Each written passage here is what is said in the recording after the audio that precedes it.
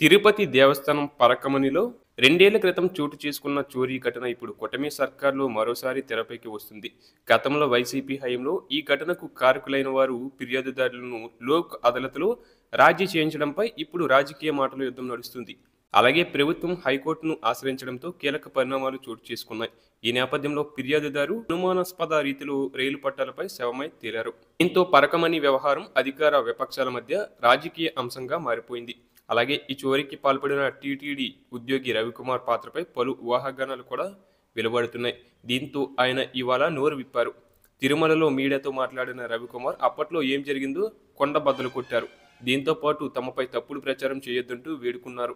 గతంలో తాను పెద్ద జీయర మఠంలో గుమాస్తాగా పనిచేస్తూనే పలు వ్యాపారాలు చేసినట్లు రవికుమార్ తెలిపారు.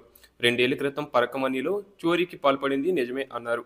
అయితే పరకమణిలో చోరీని మహాపాపంగా భావించి తాను తన కుటుంబం ఆస్తిలో 90% వెంకటేశ్వర స్వామికి రాసి ఇచ్చామని వెల్లడించారు.